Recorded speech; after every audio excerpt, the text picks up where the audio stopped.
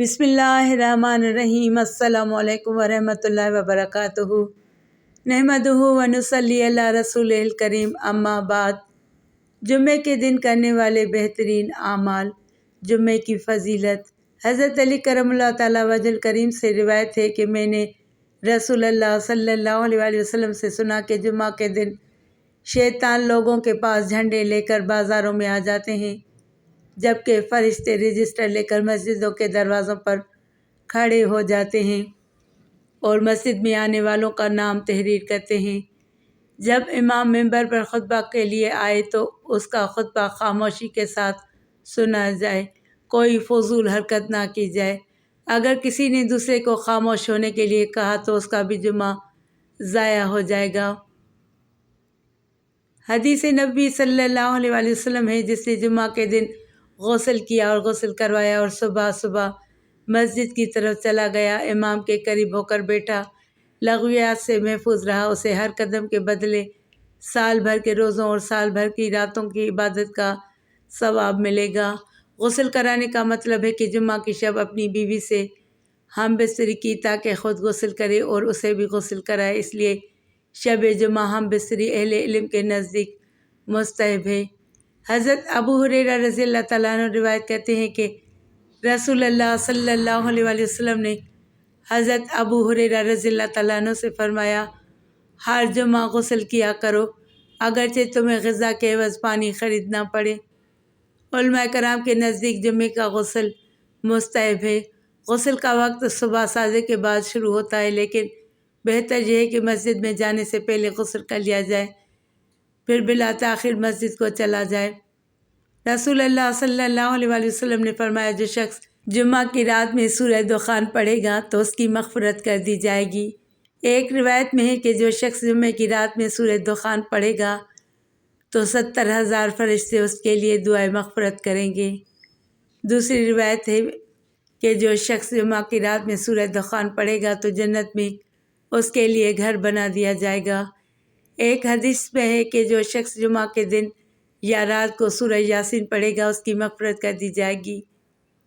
حضرت ابو ہریرہ رضی اللہ تعالیٰ عنہ روایت کرتے ہیں کہ جو شخص جمعہ کے دن عصر کی نماز کے بعد اپنی جگہ سے اٹھنے سے پہلے 80 مرتبہ یہ درود شریف پڑھے تو اس کے 80 سال کے عبادت کا ثواب اس کے لیے لکھا جائے گا۔ درود شریف درج ذیل ہے: اللہم صلی علی محمد النبی الامی وعلی آلہ وسلم تسلیما۔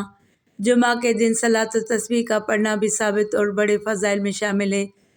آپ صلی اللہ علیہ وسلم نے اپنے محبوب چچا حضرت عباس رضی اللہ تعالیٰ عنہ کو اس کی تاکید فرمائی تھی۔ رسول کریم صلی اللہ علیہ وسلم نے فرمایا، جو شخص جمعہ کے دن صبح کی فرض نماز سے پہلے 3 مرتبہ یہ استغفار پڑھے گا تو اس کے گناہ خواہ سمندر کے برابر کیوں نہ ہوں معاف ہو جائیں گے۔ استغفر اللہ الذی لا الہ الا هو الحی القیوم واتوب الیہ۔ رسول اللہ صلی اللہ علیہ وسلم جب جمعہ کے دن مسجد میں داخل ہوتے تو دروازے پر کھڑے ہو کر یہ دعا پڑھتے: اللہم اجعلنی اوجہ من توجہ الیک واقرب من تقرب الیک وافضل من سألک وراغب الیک۔ رسول اللہ صلی اللہ علیہ وسلم نے فرمایا، جو شخص جمعہ کے بعد قل هو اللہ احد، قل اعوذ برب الفلق اور قل اعوذ برب الناس 7 مرتبہ پڑھے گا تو اللہ تعالیٰ ایک جمعہ سے دوسرے جمعہ تک اسے مصائب اور برائیوں سے محفوظ رکھے گا۔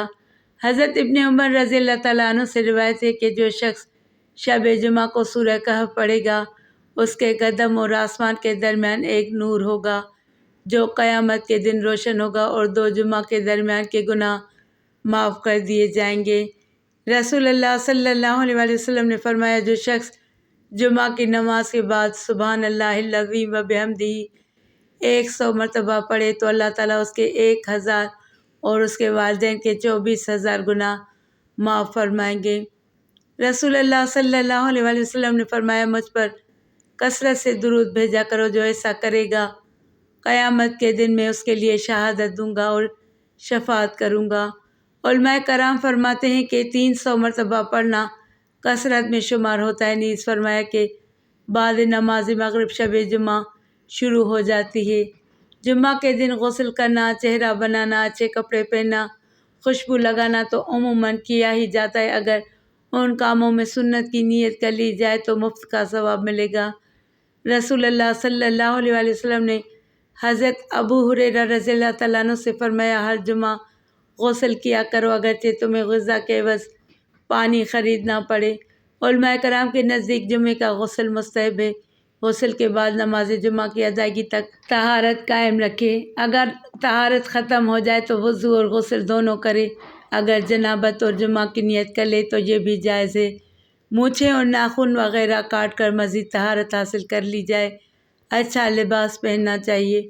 بہترین لباس سفید ہے، پگڑی بندھے اور چادر اوڑھے، کیونکہ ایک حدیث میں ہے کہ فرشتے جمعہ کے دن پگڑیوں والوں کے لیے استغفار کرتے ہیں۔ بہترین خوشبو کا استعمال کرے جس کی مہک تیز ہو مگر رنگ ظاہر نہ ہو، اور پورے وقار کے ساتھ عاجزانہ حالت میں اللہ کا محتاج بن کر بکثرت دعا مانگے۔ رسول اللہ صلی اللہ علیہ وآلہ وسلم پر درود بھیجے۔ مسجد کی طرف جاتے ہوئے اللہ کے دیدار کی نیت کر لے۔ فرائض اور مسجد میں وقوف کرتے وقت اللہ کا تقرب پیش نظر ہو۔ مسجد کے راستے میں اپنے اعضاء کو لغویات اور لغویات سے بچائے۔ جمعہ کے دن اپنے آرام اور لذت کو چھوڑ کر درود و سلام اور عبادت کا خاص اہتمام کرے۔ صبح سے لے کر نماز جمعہ تک عبادت میں مصروف رہے۔ جمعہ سے لے کر عصر تک وعظ میں مصروف رہے۔ عصر کے بعد سے مغرب تک تسبیحات و استغفار کرتا رہے۔ جمعے کے علاوہ بھی لا الہ الا اللہ کا ذکر ہی افضل ہے، یعنی اللہ کے علاوہ کوئی معبود برحق نہیں، وہ تنہا ہے، اس کا کوئی شریک نہیں، اسی کے لیے ملک ہے، عظمتیں ہیں، وہی موت و حیات کا مالک ہے، وہ ہمیشہ سے قائم ہے، اسے فنا نہیں، اس کے ہاتھ میں تمام بھلائیاں ہیں اور وہ ہر چیز پر قادر ہے۔ جمعہ کے دن غسل کے بعد نماز جمعہ کی ادائیگی تک طہارت قائم رکھے۔ اگر طہارت ختم ہو جائے تو وضو اور غسل دونوں کرے۔ اگر جنابت اور جمعہ کی نیت کر لے تو یہ بھی بہتر ہے۔ حضرت ابو صالح ابو ہریرہ رضی اللہ تعالیٰ عنہ سے اور وہ رسول اللہ صلی اللہ علیہ وآلہ وسلم سے روایت بیان فرماتے ہیں، جو شخص جمعہ کے دن غسل کرے پھر پہلے لمحے جمعہ کے لیے نکل جائے تو اسے ایک اونٹ قربان کرنے کا ثواب ملتا ہے، جو دوسرے لمحے میں پہنچے اسے گائے کا، جو تیسرے لمحے میں پہنچے اسے سینگوں والے دمبے کا، جو چوتھے لمحے میں پہنچے اسے مرغی کا، جو پانچویں لمحے میں پہنچے اسے انڈے کا ثواب ملتا ہے۔ پھر جب امام ممبر پر آ جاتا ہے تو فرشتے بھی خطبہ سننے کے لیے بیٹھ جاتے ہیں۔ پہلا لمحہ نماز جمعہ سے شروع ہوتا ہے، دوسرا لمحہ سورج کے بلند ہونے پر شروع ہوتا ہے، تیسرا لمحہ دھوپ پھیل جانے پر ہوتا ہے، چوتھا لمحہ زوال سے پہلے اور پانچواں لمحہ زوال کے بعد یا سورج کے قیام کے وقت ہوتا ہے۔ حضرت نافع ابن عمر رضی اللہ تعالیٰ عنہ سے روایت بیان فرماتے ہیں اور وہ حضور صلی اللہ علیہ وآلہ وسلم سے روایت کرتے ہیں کہ جو شخص جمعہ کے دن غسل کرے اللہ تعالیٰ اس کے لیے فرماتے ہیں کہ اب از سر نو اپنا عمل شروع کرے، یعنی کہ وہ گناہوں سے پاک ہو جاتا ہے۔